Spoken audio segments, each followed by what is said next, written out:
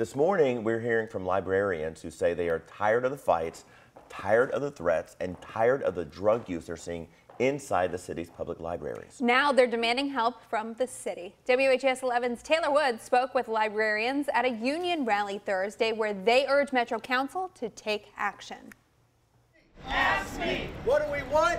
Safe libraries. When do we want them? Now. After several dangerous incidents at different library branches, these librarians are taking their safety concerns to Metro Council. We felt it's important for our community to invest in our community and in the libraries, and that includes giving us the resources we need to be safe. In January, our focus team showed you this video. A fight at the Shawnee Branch Library, one of many here. It's not the only one facing problems. We've had occasional patrons threaten violence. Catherine Skaggs, president of the local library union, took the floor. She's demanding more safety measures. Metro Council members, we bring this to your attention so that you can work with the mayor's office and help ensure our libraries are safe for workers and members of the public. Some of the librarians say something needs to be done because you never know what can happen when patrons are asked to leave. It can be very scary because you wonder, is this the time they'll go quietly, or is this the time they're going to go after one of us? In a statement, Nicole George, Deputy Mayor for Public Health and Services, said, quote, "We've taken action, hiring a new security firm, installing new cameras, and implementing new incident tracking software all in the past 4 months. Since January 1st, the Louisville Free Public Library says an additional guard has been scheduled at the Shawnee branch." Skaggs questions that. The security situation at the branch is inadequate if there's only one guard.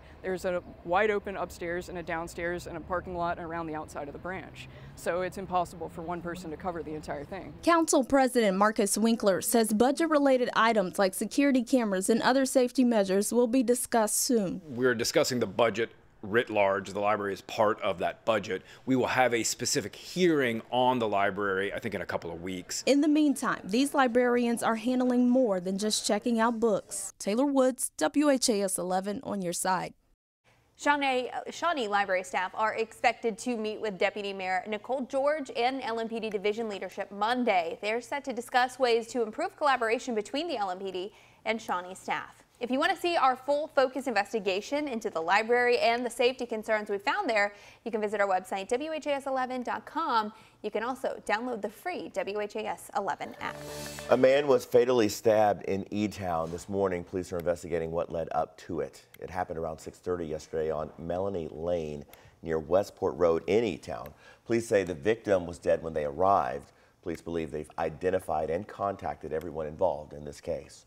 Norton Healthcare says it was the victim of a cyber event, otherwise known as a hack. The healthcare group says it started Tuesday when the security team received a suspicious communication. In response, systems were immediately taken offline with internet and email access disabled. Teams are now working to restore normal computer operations as quickly and safely as possible. Norton Healthcare says it has notified law enforcement. In the meantime, hospitals, medical practices, and other facilities will remain open.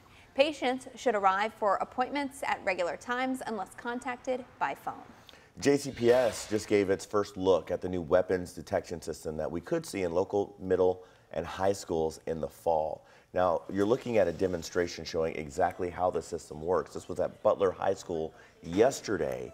When a threat is detected, it immediately turns red, as you saw there, and alerts those who are monitoring it. It's important to note these are different than metal detectors. Students can walk through without having to take off their backpacks or their jackets. If there's a potential threat, I'll demonstrate this. The lights go red. There's an audible alert. An image is sent over to the tablet. It would then be up to a staff member to pull the person aside for a separate search. This system comes from a company called Evolve, but this is not a done deal. JCPS leaders are accepting proposals from other companies. They hope to install weapon detection systems in more than a dozen high schools by the beginning of the next school year.